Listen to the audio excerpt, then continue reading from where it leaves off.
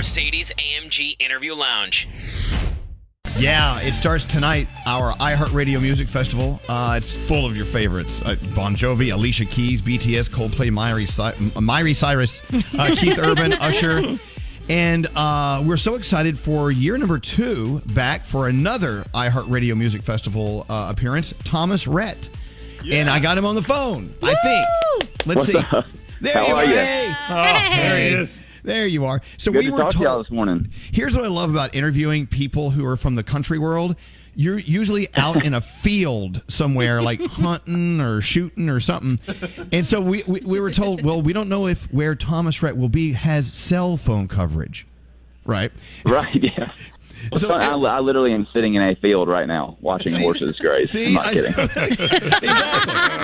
But if I interviewed anyone else from another genre of music, they're right next to the cell tower. They're right next because they wouldn't have For a reason sure. to exist without being connected. So I'm going to be a little nosy. Where are you, and what are you doing in a field, Thomas? Man, my family's been on a road trip for a couple weeks. So we've kind of been up in Montana, like Yellowstone, Wyoming, down into Utah. So we're in Zion National Park right now, just doing some hikes and just getting to live life, dude. It's been awesome out here. Gosh, that sounds like the life.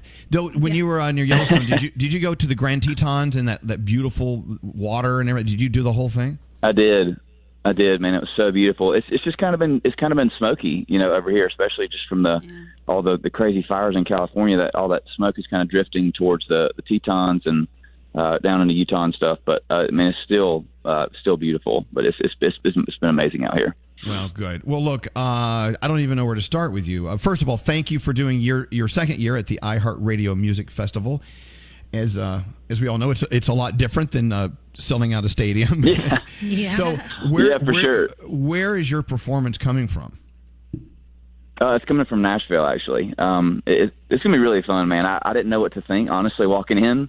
I'd never really done like a virtual performance like this, where we had people call in like on Zoom calls that we actually got to watch live, and they could hear us, but we couldn't hear them. So it was like you'd play a song and then you got to react with people on the screen, and it was actually really amazing, and I can't wait for people to watch it tonight.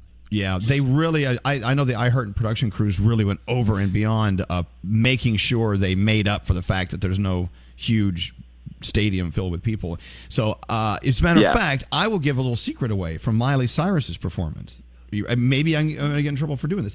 She had pyro in the iHeartRadio Theater in Burbank, California. And the pyro went off. Yeah, the pyro went off, and it set off the alarms, and they had to clean the smoke out of the building. And it was oh no! Wow! I know, Oh my but you know gosh. what? A for effort, man. At least she tried. Oh man, I wish we had pyro. No. Now he has to change it all. You did your own thing, and I'm hearing it's really, really cool. So, of course, the biggest T-Rhett fan in the world, Froggy, is here. Frog, let me make the connection right here. Say hi. No, I love Thomas. I met Thomas here in Jacksonville not too long before all this stuff started. Great show, but you did we did. We met. You talked to my son backstage about hunting and fishing, and he has not stopped talking about it since then. Dude, I remember that vividly. You've done a lot of these living room. You did our living room concert series. I know the other night, the CMA Awards, things were different. Are you looking forward to getting back on the road, and how different will things be when you do get back into performing? Yeah, I mean, for sure, man. I mean, this is a long time. This is the longest time I've never not played a show, And to be honest with you, in the first 30 or 40 days of quarantine, I was kind of losing my mind a little bit. I mean, I've never been this still before.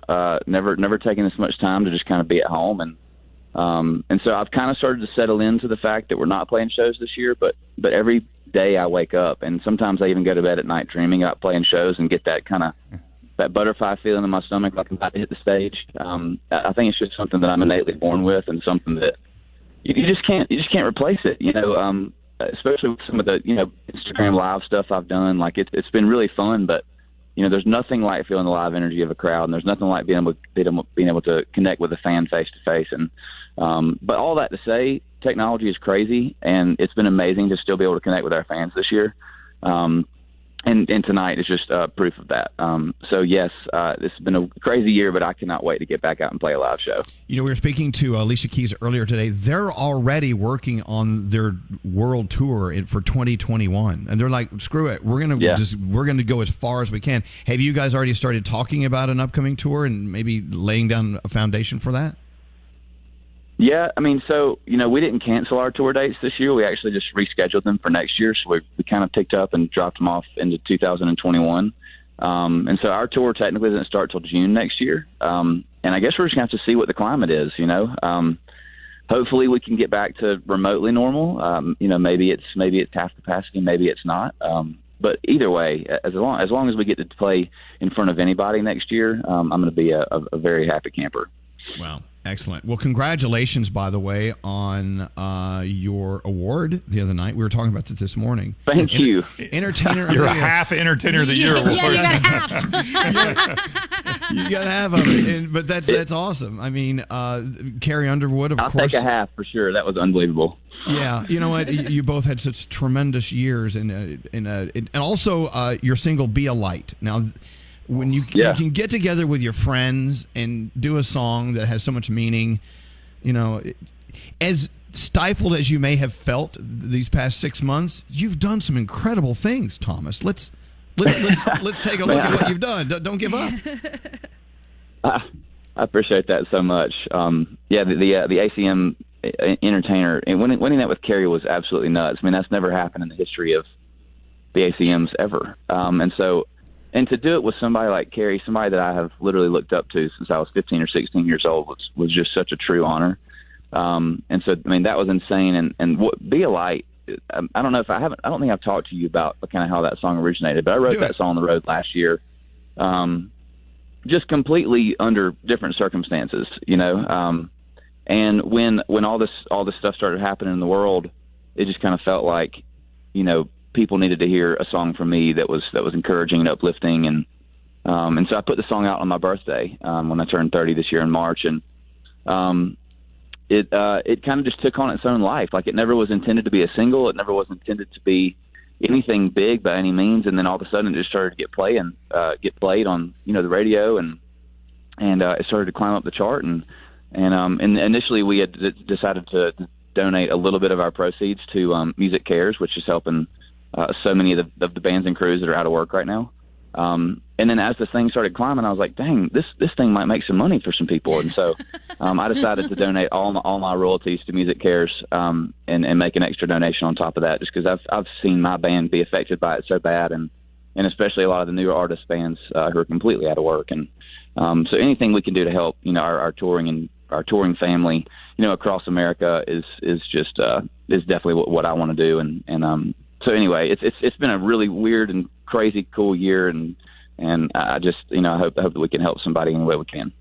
Thomas, I'm sure you get a charge out of each and every story you hear from someone and how they can thank you for your music and what it's done in their lives personally, and how it's inspired them to do things. And I'm sure that's really just like the big takeaway from all of this. Gandhi, our own Gandhi, has her own story. This is great. Yes. Okay, so when my boyfriend and I first started dating about a year and a half ago, he would do some super romantic stuff, and one of the things that he did was he would send me a song that reminded him of me. And the first song that he sent that totally got me on the hook and made me swoon was Look What God Gave Her. That's like the first song of our mixtape as our relationship.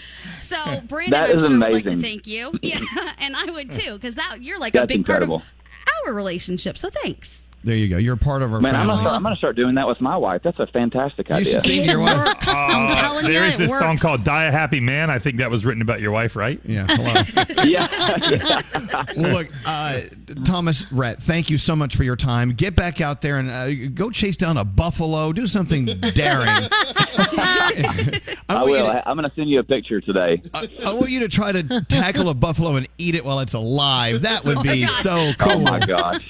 Okay. And by the way, I think it's my turn to buy you a pair of shoes. I don't know if anyone's keeping score. I think it is, man. I'll give you my address later on today. Okay, you got it. At our iHeartRadio Music Festival this weekend, you'll catch Thomas Rhett. And for you, Gandhi, we're going to play Look What God Gave Her. Yay! Thank you, Thomas, and have a beautiful weekend, okay? Y'all, thank you so much. Y'all have a great day. Thank you very much. All right.